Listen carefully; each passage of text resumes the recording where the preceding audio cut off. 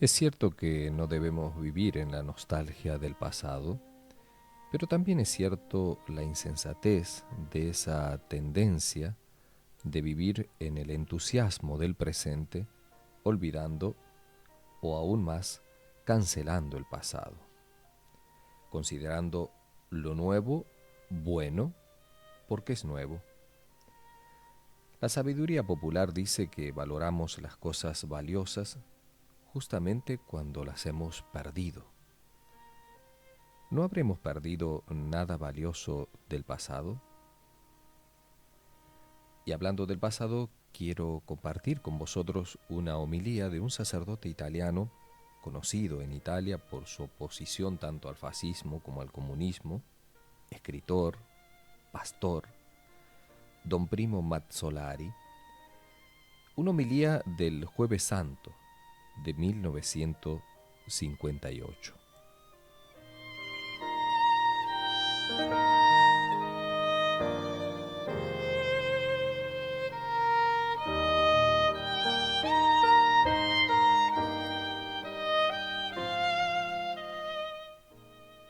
En esta homilía, don Primo Mazzolari dice: queridos hermanos, es verdaderamente un escenario de agonía, de cenáculo. Afuera está muy oscuro y llueve. En nuestra iglesia convertida en cenáculo no llueve, no hay oscuridad, pero sí una soledad de corazones de la que quizá el Señor lleva la carga. Hay un nombre que sale mucho en la oración de la misa que estoy celebrando en conmemoración del cenáculo del Señor, un nombre que da miedo, el nombre de Judas, el traidor. Un grupo de vuestros hijos representa a los apóstoles, ahí hay 12, esos son todos inocentes, buenos, no han perdido la inocencia, no han aprendido a traicionar. Y Dios quiera que no solo ellos, sino que todos nuestros hijos no aprendan a traicionar al Señor. Quien traiciona al Señor traiciona su propia alma, traiciona a sus hermanos, a su propia conciencia, a su propio deber, y se vuelve infeliz. Me olvido por un momento del Señor, o más bien el Señor está presente en el reflejo del dolor de esta traición que debe haberle costado al Señor mucho. Un poco de piedad para Judas, pobre Judas. ¿Qué le haya pasado a su alma? No lo sé. Es uno de los personajes más misteriosos que encontramos en la pasión del Señor. Ni siquiera intentaré explicártelo. Me conformo con pedirte un poco de misericordia para nuestro pobre hermano Judas. No te avergüences de enfrentarte a esta hermandad. No me avergüenzo de ello porque sé cuántas veces he traicionado al Señor. Y no creo que ninguno de ustedes deba avergonzarse de él. Y al llamarlo hermano, estamos hablando el idioma del Señor. Cuando recibió el beso de la traición en Getsemaní, el Señor le respondió con aquellas palabras que no debemos olvidar. Amigo, ¿con un beso traicionas al Hijo del Hombre? Amigo. Esta palabra que os habla de la infinita ternura, de la caridad del Señor, os hace comprender también por qué lo he llamado hermano en este momento. Él había dicho en el cenáculo: no os llamaré siervos, sino amigos. Los apóstoles se han convertido en amigos del Señor, buenos o no, generosos o no, fieles o no, siempre serán amigos. Podemos traicionar la amistad de Cristo. Cristo nunca nos traiciona a nosotros, sus amigos.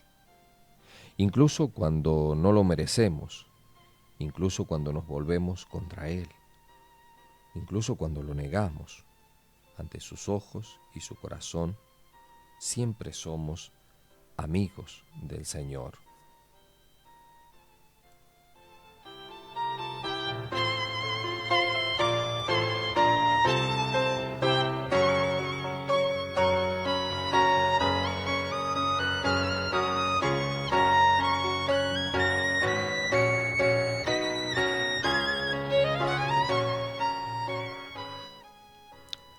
Judas es amigo del Señor incluso en el momento en que, al besarlo, consumó la traición del Maestro.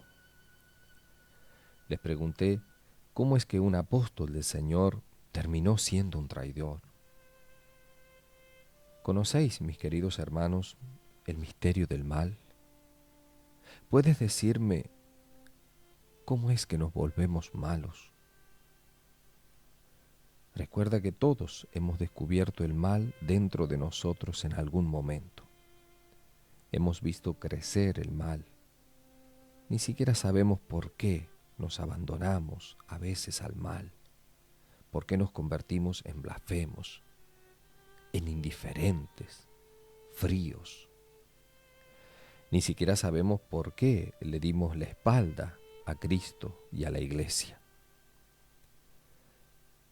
En cierto momento salió el mal. ¿De dónde vino? ¿Quién nos enseñó esto? ¿Quién nos corrompió?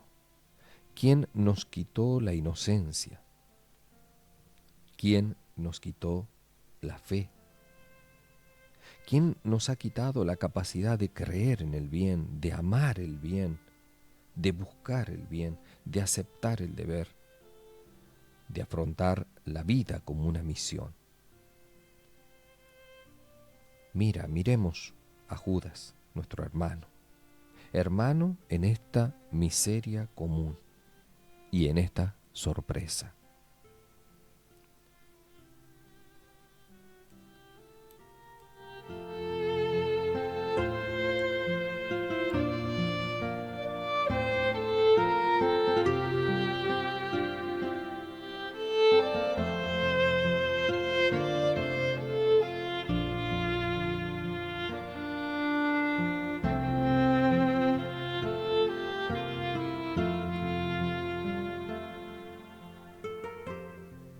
Sin embargo, alguien debe haber ayudado a Judas a convertirse en traidor.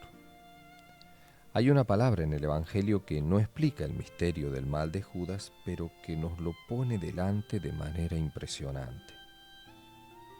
Satanás había ocupado su alma, se apoderó de él. Alguien debió haberlo llevado por este camino. ¿Cuántas personas tienen el trabajo de Satanás? Destruir la obra de Dios, desolar las conciencias, sembrar la duda, insinuar la incredulidad, quitar la confianza en Dios, borrar a Dios del corazón de muchas criaturas. Esta es obra del mal, es obra de Satanás. Actúa en Judas y también puede actuar dentro de nosotros si no tenemos cuidado. Por eso el Señor había dicho a sus apóstoles allí en el huerto de los olivos, cuando los había llamado cerca: estad despiertos y orad para no entrar en tentación. Y la tentación empezó con el dinero, las manos que cuentan el dinero. ¿Cuánto me dais que lo pongo en vuestras manos? Y le contaron 30 denarios. Pero se los contaron cuando Cristo ya había sido arrestado y llevado ante el tribunal. Mirad el trueque, el amigo, el maestro, el que lo había elegido, el que lo había hecho apóstol, sacerdote, el que nos hizo hijos de Dios, quien nos dio la dignidad, la libertad, la grandeza de los hijos de Dios. Vaya trueque, 30 denarios, la pequeña ganancia.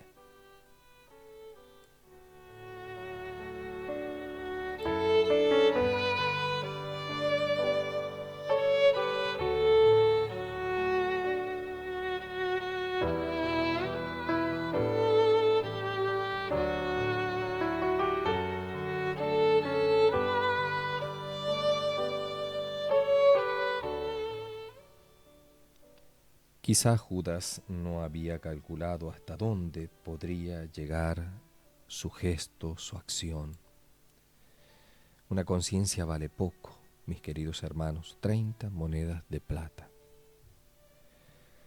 Y a veces incluso nos vendemos por menos de 30 denarios.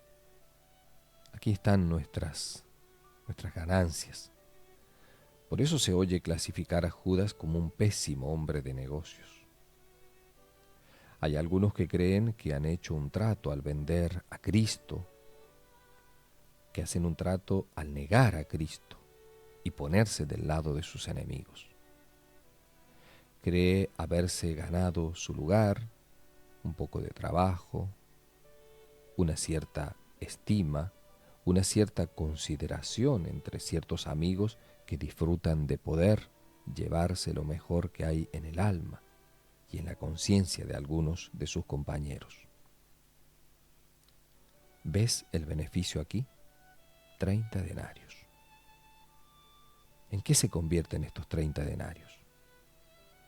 En cierto momento veis a un hombre, Judas, al otro día, cuando Cristo está a punto de ser condenado a muerte. Quizá no había imaginado que su traición llegaría tan lejos cuando oye aquel crucifícalo, cuando lo ve golpeado a muerte en la sala de Pilato. El traidor encuentra un gesto, un gran gesto. Va a donde todavía estaban reunidos los jefes del pueblo, los que lo habían comprado, aquellos de quienes él se había dejado comprar. Tiene la bolsa en la mano, toma los 30 denarios, se los arroja. Tómalos. Ese es el precio de la sangre del justo. Una revelación de fe había medido la gravedad de su crimen. Este dinero ya no importaba. Había hecho muchos cálculos con este dinero. 30 denarios. ¿Qué importa la conciencia? ¿Qué importa ser cristiano? ¿Qué nos importa Dios? No podemos ver a Dios. Dios no nos da de comer. Dios no nos hace divertirnos. Dios no nos da la razón de nuestra vida. Los 30 denarios. Y no tenemos la fuerza para sostenerlos en nuestras manos. Y se van. Porque donde la conciencia no está tranquila, hasta el dinero se convierte en un tormento.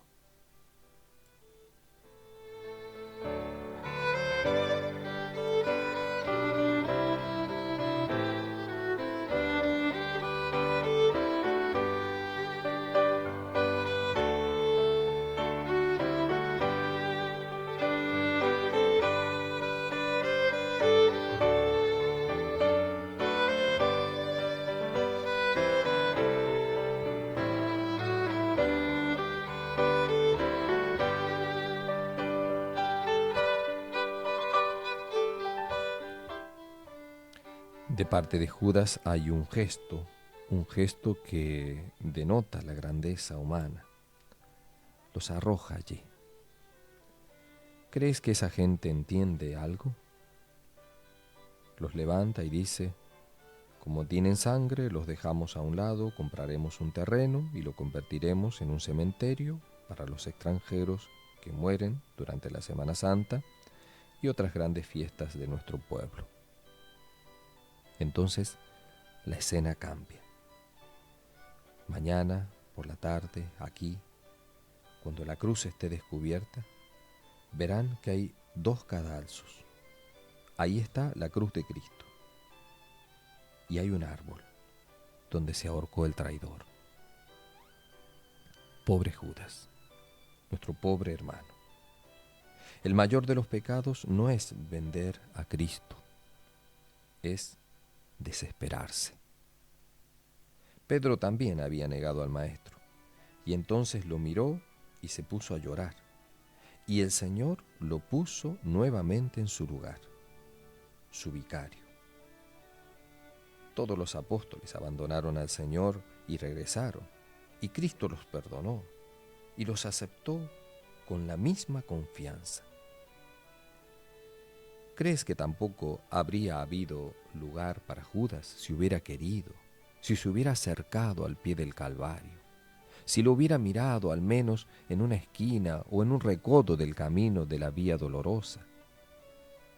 La salvación habría llegado también para él. Pobre Judas, una cruz y un árbol de un ahorcado, algunos clavos y una cuerda. Sin embargo, quisiera preguntaros, ¿qué muerte escogéis? ¿En la cruz, como Cristo, en la esperanza de Cristo? ¿O ahorcado, desesperado, sin nada por delante?